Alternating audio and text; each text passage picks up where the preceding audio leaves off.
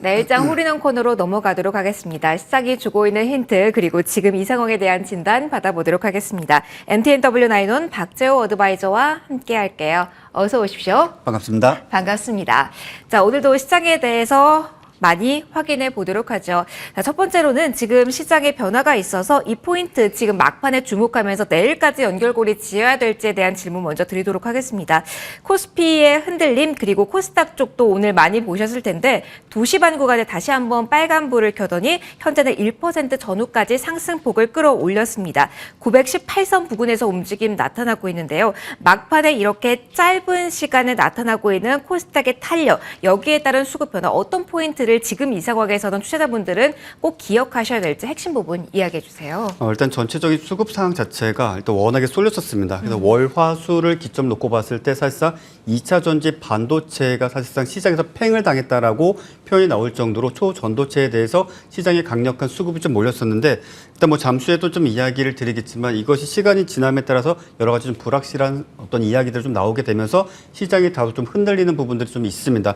중요한 것은 이건 어디까지나 테마고 섹터로서 시장을 리드하지 않았기 때문에 이 자금이 언제든지 다른 테마로 이동을 할 수가 있겠습니다. 일단 뭐 앞서도 시장을 잠깐 보니까는 2차 전지 소재 쪽으로 일단 자금이 어느 정도 몰려가는 것들도 보여지고 또 시장에서 계속적으로 노출되고 있는 새로운 재료에 또 강하게 빠르게 정말 지금 반응을 하고 있는 만큼 당분간만큼은 일단은 어떤 뉴스나 재료에 따라서 그리고 그에 따른 시장이 반응을 하는지 종목이 반응하는지를 최종적으로 확인하시면서 거래하실 필요가 있다라고 좀 정리를 해드리도록 하겠습니다. 결국은 미수에 따른 민감도가 높아진 시장이다 네. 보니까 뉴스 봐야 되고요. 그런 종목들의 흐름에 있어서 거래 대금이 실리는지 꼭 확인을 해야 될 것 같습니다. 그렇다면 바로 넘어가 보도록 하죠. 저희 거래 대금에서 시장 대응할 힌트 얻어보도록 하겠습니다.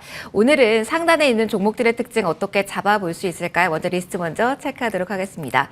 포스코홀딩스가 1위입니다. 포스코 인터내셔널까지 포스코 그룹주는 자리를 지키고 있고요. 삼성전자가 오늘 좀 높게 2위 자리 차지하고 있습니다. 이수페타시스가 4위 그리고 5위에 LS전선 아시아가 랭크되어 있는데요. 새로운 종목도 살짝 엿보이고요. 계속된 단골 손님도 보입니다. 자, 일단 특징 잡아주시죠. 상위 종목의 특징 어떻게 보세요? 자, 일단 뭐 여러 가지 섹터들이 있는데 일단 확실한 것은 2차 전지는 어쨌든 간에 시장에 모멘텀이 없으면은 갈 건 2차 전지밖에 없다라는 것을 다시 한번 좀 확인을 했고 일단 초전도체에 대해서 너무나 많은 분들이 또 너무나 많은 곳에서 이야기 나왔기 때문에 사실 좀 지겨우실 수도 있겠는데 이 부분에서 좀 간략하게 좀 설명을 좀 드리도록 하겠습니다. 자, 일단 이 부분 같은 경우에는 이제 앞서 지난주 22일자를 기준으로 했을 때 아카이브에 논문이 등재가 되었었고요. 그 이후로 사실 우리나라에서는 그 누구도 몰랐었습니다. 심지어는 퀀텀 에너지 연구소 측의 직원분들도 연구원분들도 자신들의 논문이 해외에 게재가 됐는지 몰랐었고 그것 자체가 해외에서 누군가가 우연히 발견했었고 일단 시뮬레이션과 검증을 살짝 해보니까 이것이 가능성이 있다라는 이야기가 나오면서 전 세계적으로 일종의 밈이라고 부르죠. 유행을 타면서 일단 나도 한번 해보자. 집에서 오븐 가지고도 한번 만들어 보자. 또는 내가 연구실 가가지고 뭐 인삼구리와 또는 산화납을 가지고 일단 나도 720도, 760도씨에서 한번 부어보자. 자, 이런 식으로 일종의 유행을 타기 시작하면서 좀 학계에 유명하신 분들까지도 뛰어들게 되었고 이것이 가능하냐 또는 불가능하냐 실패했느냐 또는 타입 1, 타입 2, 타입 3의 새로운 신물질인가 이런 또 공방이 이제 오늘까지 지속이 되었습니다. 자, 그런 과정 중에 있어서 시장에서는 여러 종목들이 반응을 했습니다. 실질적으로는 어떤 지분 관계에 있는 회사가 지금 주가 급등을 했었기도 했고 또는 연관성을 사실 따지고 들어가면은 그닥 연관성도 없음에도 불구하고 시가총액이 1,000억 원 이하이기 때문에 순식간에 급등세를 좀 보여주면서 많은 분들이 큰 수익을 내셨으리라 생각합니다. 자, 여기서 이제 팩트 체크를 해야 될 것은 무엇이냐면은 자, 여기서 이제 마이스너 효과라고 이제 부르는 것들이 있습니다. 소위 우리가 말했을 때 초전도체 하면은 자기장을 만들어 가지고 그 자체가 공중에 떠 있는 상태를 말하는데 통상적으로 우리가 이것을 만들려고 하면 엄청난 전류가 필요합니다. 근데 여기서는 전류가 거의 제한적으로 아주 소량만 들어가기 때문에 이런 효과와 함께 저항이 0값을 수렴하는 것, 즉 우리가 전류를 보냈을 때 사실상 저항이 없게 되면 에너지 효율이 지금 현재 발전소에서 전력 생산을 했을 때 우리가 실질적으로 전력 사용할 때까지 약 한 마이너스 10%의 열 손실로 인해서 에너지가 사라진다라고 합니다. 그럼 이것도 제로로 만들 수가 있는데 이것 자체가 구현이 가능한가? 자, 이것 자체가 특정 단체에서 퀀텀 에너지 연구소 쪽으로 요청을 했습니다. 우리가 검증을 해볼게. 한번 우리한테 논문을 줘봐라. 아니면 샘플을 줘봐라 했는데 여기서 방송사에서 좀 말씀드리기 좀 송구하지만 이 둘의 관계가 그렇게 썩 좋지는 않습니다. 뭐 예를 든다면 공개적으로 서로 비방하는 관계는 아닌데 이제 뭐 이제 백그라운드 상에서 서로 이제 네. 암묵적으로 이제 커피 마시면서 뭐 좋지 않은 이야기를 좀 하신 걸로 저는 이제 전에 들었는데, 자 그러다 보니까 실질적으로 콘텐츠 매니저 측에서 이 단체 쪽으로 넘겨주는 일은 없을 것 같습니다. 그렇기 때문에 본인들이 직접 뭔가 검증을 해야 되는데, 즉 다른 방송 측사에도 우리가 검증을 할 것이다. 그런데 지금 이틀 지났습니다. 근데 오늘 협력사 또는 이제 관계사라고 지정되어 있던 수많은 그룹들이 실질적으로는 전혀 관련이 없고, 심지어는 홈페이지도 지금 문을 닫아버렸습니다. 이러다 보니까 사실상 시장에서 악재로 받아들일 수밖에 없는 상황이 되어버렸고, 그럼에도 불구하고 종목들이 상승세를 보여주고 있고, LS전선 아시아도 급등락 움직임을 보여주는 게 일단 어쩔 수 없이 수천억 원의 자금이 몰렸기 때문에 이 돈들이 어쨌든 빠져나가기 위해서는 시세를 올려서 팔기도 하고, 투매를 떨어뜨리면서 싸게 다시 사서 또 반등을 주면서 털기도 하고, 이런 이제 과정들이 계속적으로 반복이 될 것입니다. 그렇기 때문에 제가 여러분들께 드리고 싶은 말은, 지금 현재 시점에서 전고체 또는 이 초전도체에 대해서 우리가 뭔가 대단한 상상력을 갖는다든지 대단한 기대감을 갖고 보시기보다는 최종적으로 일단 결과가 확인되고 난 뒤에 비싸게 사더라도 일단 확인하시고 나서 진입하시는 게 좋겠고, 지금 현재 구간에서 많이 내렸으니까 이게 설마 가능할지도 모르니까, 또 주말 사이에 새로운 연구 결과 나올지도 모르니까 이런 기대감을 갖고 보진 않으셨으면 좋겠습니다.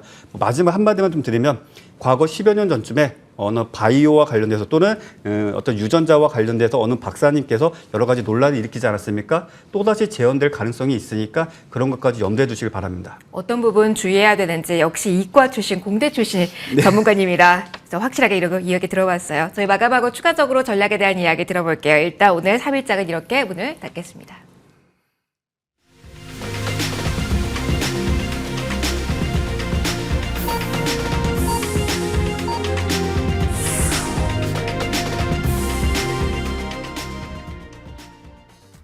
(8월 3일장에) 이렇게 마침표를 찍었습니다. 이번 주 내내 롤러코스터를 탄 듯한 그 흐름이 나왔습니다. 변동성 큰 하루하루를 보내고 있는데요. 오늘 역시 마찬가지였습니다. 나스닥 선물 쪽에서의 큰 움직임은 없었는데, 국내 주식시장에서 코스피가 2600선을 깨기도 했고요. 코스닥 시장에서 900선이 이탈되기도 했습니다. 현재 구간의 움직임은 2시를 기점으로 코스닥의 힘은 상당히 강해진 구간에서 저점보다는 고점의 탄력이라고 이야기를 해야 될 것 같습니다. 어떻게 마침표가 찍혔는지도 함께 확인해 보시죠. 코스피지는 0.4% 하락하면서 2600선을 사수해 냅니다. 2591선까지 내려가는 모습이었는데요. 7월 14일 이후 계속해서 2600선 위에서의 흐름은 계속해서 유가증권 시장 지켜내고 있다는 부분 확인이 됩니다. 코스닥 오늘 역시 출렁거림 강했습니다. 양대 시장 모두에서 30포인트 전후의 강한 변동성이 동반된 하루였는데요. 920선까지 올라섰습니다. 897선이 오늘의 저점이고요. 920선까지 올라서면서 1% 이상의 상승 국면으로 오늘 마침표를 찍습니다. 2시 반 지나가면서 수급적인 변화 영향도 받았습니다. 먼저 유가증권 시장 먼저 확인해 보시면은요. 외국인 기관 동반 매도였습니다. 기관 쪽에서 특히 연기금과 금융투자 중심으로 매물 부담을 좀 쏟아내는 흐름이 확인이 됐고요. 특히 전기전자, 기계, 운수장비에 대한 매도세가 상당히 강한 하루였습니다. 오늘 포지션 변화는 유가증권 시장에서는 없었고요. 코스닥으로 넘어가 보도록 하겠습니다. 여기서의 변화가 2시 40분경에 나왔습니다. 코스닥 쪽에서는 기관이 장중 내내 매도세를 보이다가 장중 전환 결국은 매수로 플러스로 마무리가 됩니다. 600억 원 가까운 매수 우위 포지션 기관 쪽에서 보이면서 마무리가 되고요. 외국인 쪽에서 매도긴 합니다만 장중 가장 많았을 때보다는 줄인 구간에서 어제와 마찬가지로 마무리가 되는 모습 확인이 되고요. 원달러 환율과 같은 경우는 1299원 선에서 시작을 했고요. 그리고 오후 들어서면서 1300원 위에서의 흐름도 견지되긴 했지만 그래도 13이 아니라 1299원 선에서 그래도 고점 대비로는 내려간 구간에서 마무리가 된 모습 확인이 되고 있습니다. 시장 전반적으로 환율에 대한 이야기도 많이 해야 될 것 같은데요. 현재 구간에서 선물 쪽에서의 움직임 함께 보시면 어제에 이어서 오늘도 대량 매도 계약 체결되는 가운데 2조 계약 가까운 매도 현재 보이고 있다는 점도 참고해 보시면 좋을 것 같습니다. 시총 상위주들의 움직임도 짧게 보도록 하겠습니다. 일단 유가증권 시장에서의 움직임을 보시면은요. 제약바이오 힘이 강했습니다. 외국인과 기관 쪽에서는 제약바이오에 대한 러브콜을 보내는 하루였는데요. ETF 쪽에서의 계속해서 수급적인 기대감 오늘도 상장이 됐고요. 그리고 이달 후반에도 예정이 되어 있다는 모멘텀 안고 있습니다. 삼성바이오로직스가 2%대 상승으로 마무리를 한 모습이었고요. 셀트리온도 2%대 상승이었습니다. 변화가 있었던 코스닥을 이어서 좀 보도록 할까요? 힘이 강해졌습니다. 자, 오늘 에코프로의 실적이 나왔죠. 이전보다 잠정보다 상향 조정된 그 수치에 에코프로 후반의 힘이 더 강했습니다. 7% 거의 8%에 육박하는 상승률 보이면서 고점 부근에서 마무리가 되고요. LNF 오늘 1시 구간의 실적 2시부터 컨콜 진행 역시 지금도 진행 중입니다. 여러 가지 내용이 나오고 있는 중인데 영업이익은 실망스러웠습니다만 코스피 이전 상장에 대한 기대감 그리고 올해는 유증 없다라는 뉴스로 낙폭은 많이 줄였습니다. 장중에는 6%까지 하락폭 키우기도 했는데요. 약보합권에서 마무리가 되는 모습이었습니다.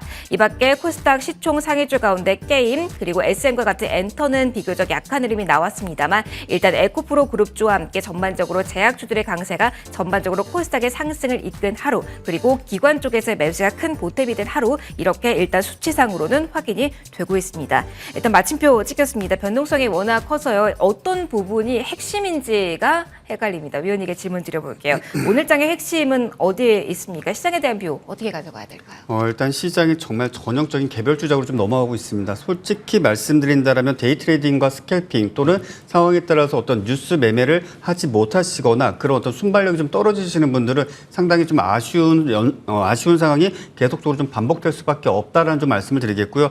제가 그래서 여러분들께 통상적으로 좀 말씀드리는 게 저도 지금 이 업계에 있으면서 늘 듣는 얘기가 어느 정도 연세가 있으신 분들은 손이 느린데 뭔가 할 수 있을까 아니면은 조금 더 빠릿하게 어떤 기민하게 뭔가를 사고 팔아야 되는 것 아닌가 이런 생각들을 하시는데 제가 이렇게 솔직히 좀 말씀드리고 싶은 게 주식 시장에서 돈을 벌고 싶으면 시장은 늘 변화하기 때문에 그 시장에 맞춰서 내가 손이 느리면 손이 빨라져야 될 것이고요.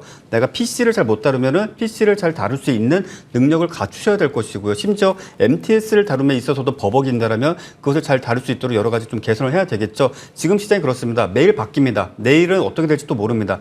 오늘은 일단은 초전도체와 관련된 테마가 좀 무너졌고 2차 전지 쪽이 막판에 좀 올라서긴 했는데 내일 시가 고가 만들고 다시 초전도체가 갑작스럽게 급등할 수도 있습니다. 왜? 돈이 들어왔기 때문에. 자, 이런 어떤 리듬에 맞춰서 좀 사고 파는 어떤 그런 매매가 당분간 좀 지속될 수밖에 없다라는 점을 조금 아쉽지만 좀 드리겠고요. 그럼에도 불구하고 나는 저점에 사가지고 끌고 가면서 수익을 뭐 한 달, 두 달, 세 달 보유해서 수익을 내겠다라고 하신다면 지금은 일단 추가 매수 또는 신규 매수를 조금만 밀어두시고 왜? 조금만 기다리시면 더 싸게 살 수 있을 것이기 때문에 그 점을 좀 말씀드리겠고 되도록이면 단기 거래라든지 단기 스윙 또는 1박 2일, 2박 3일 내에 포지션을 청산하시는 분들께서는 되도록이면은 음봉에서 저점 잡으려고 하지 마시고 되도록이면 양선에 있는 종목 또는 정고점 또는 당일 고점을 돌파해주는 종목군들 위주로 보시는 것이 조금 더 낫다 이렇게 좀 말씀드리도록 하겠습니다. 결국은 위원님 지금 시장에서 돈이 몰리는 곳은 아직까지도 2차 전지라고 볼 수 있는 걸까요?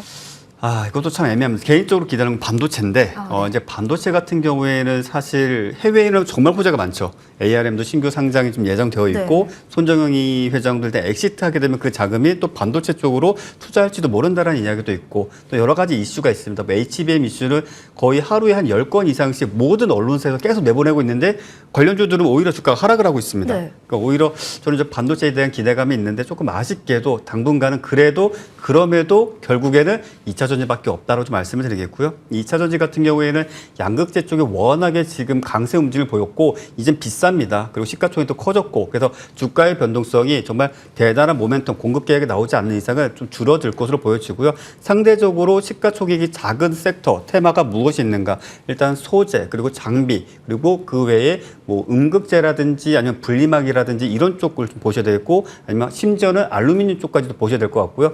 이 안에서 계속적으로 좀 순환매가 돌 가능성이 좀 매우 크다라는 점을 좀 가능성을 좀 열어두시고 보시는 게 조금 더 낫지 않겠는가. 그리고 마지막으로 초전도체는 앞서도 말씀드렸지만 정확한 팩트 체크가 되고 난 뒤에 거래하시는 것이 좋겠고 단순히 어떤 재료 없이 주가가 출렁이면은 정말 선수가 아니면은 그냥 관망하시면 좋다 이렇게 말씀드리겠습니다. 알겠습니다. 그럼 오늘 AS를 바로 진행을 해볼 텐데 2차 전지와 연결고리 있는 종목 위주로 좀 AS를 받아보고자 합니다. 네. SK 네트워크스 먼저 보도록 할게요. 5일선 지지를 계속 받고 있는데 네. 목표가까지 저희 계속 들고 가도 되는지 지금 위치 어떻게 보시는지 궁금합니다. 자, 일단은 이런 종목은 제가 초반에도 좀 말씀을 드렸지만 네. 끌고 가는 종목이죠. 이런 종목은 우리가 뭐 단타 치겠다라고 하는 것이 아니라 정말 전형적인 수급주입니다. 즉 시장이 하락해도 기관과 외인이 매수해주고 시장이 상승하면은 조금 주춤하더라도 꾸준하게 기관과 외인의 매수가 들어오는 종목이에요. 이런 거 좀 끌고 가시는 쪽에 어떤 투자를 하시길 바라겠고요. 자, 이 종목은 앞서도 말씀드렸지만은 최저 5,700원을 이탈치 않는다라면 일단 손절성 해당가 유지하면서 물량을 좀 모으셔도 되고 상방으로는 6,300~400원 돌파해주게 된다라면 더욱더 끌고 가는 쪽으로 임하시는 것이 좋다 이렇게 정리하겠습니다. 그럼 지금 가격대가 신규로 담으시기에도 여전히 부담 없는 가격대로 정리해도 될까요? 예, 충분합니다. 다만 중요한 것은 한 번에 뭐 한 호가의 매수를 전체 버리시는 분들은 안 계실 것이기 때문에 되도록이면 뭐 334 또는 뭐 3331 뭐 이런 식으로 좀 비율을 좀 정하셔가지고 내가 매수코자 하는 금액을 적절하게 좀 분할 매수하시는 것이 좋다 이렇게 정리하겠습니다. 알겠습니다. 한 종목 저희 더 볼 시간이 있습니다. 신성 ENG 여쭤보도록 할게요. 앞서서 신고가를 달성한 이후에 변동성이 커진 구간이라서 점검을 좀 받아보려고 합니다. 이 종목에 대해서는 어떤 뷰가 필요할지 이슈 몰이가 되면 또 강력하게 시세를 내는 종목이라 많이들 궁금하실 것 같아요.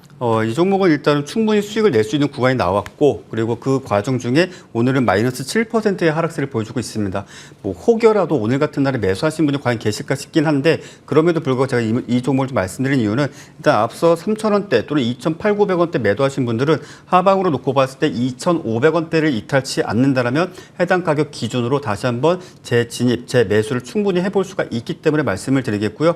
다소 아쉽지만 이 종목의 어떤 고가 박스권은 3,000원 선 정도로 보시는 것이 가장 좋다라는 것이 이미 증명되었습니다. 그렇기 때문에 다시 반등세를 보여주더라도 3,000원 선에서 대량의 거래대금 또는 어떤 별도의 재료가 발생하지 않는다라면 기계적으로 수익을 좀 챙기시는 전략을 당분간 유지해 주시길 바라겠습니다. 그러면 이전에 저희가 제 기억으로는 한 3,400원 정도의 목표가를 제시를 해주셨던 기억이 있는데 그러면은 네. 좀 낮춰서 3,000원이 오면은 일단은 수익을 확정하는 걸로. 일단은 지금 시장 수익을 챙기는 사람이 일단은 승자라고 생각을 하고요. 일단 수익 챙기고 3,100원 선에서 추가적으로 오버슈팅이 나오면 그때 다시 추가 매수하신다든지 재진입을 하는 것이 현실적으로 가장 돈을 많이 벌 수 있는 전략이다라고 정리하겠습니다. 눈높이는 살짝 낮추고 수익을 줄 때 챙기자. 네, 그렇습니다. 이렇게 정리를 해보도록 하겠습니다. 자, 저희 마지막 코너 이렇게 쭉 진행을 해봤습니다. 막판에 3시 넘어가는 구간에 한 번 더 코스닥의 강세가 확인이 되면서 이렇게나 많이 올랐습니다. 2차 던지에 오늘 막판에 몰린 이런 움직임을 주목을 해야 될까요? 자, 내일 이 시간도 오후장에 이슈될 그 변수를 꼼꼼하게 준비해서 대응 전략 여러분과 함께 고민하도록 하겠습니다. 마지막 코너 함께해 주신 나윤 어드바이저와 함께 인사드리도록 할게요. 오늘도 함께해 주셔서 고맙습니다. 또 내일 뵐게요.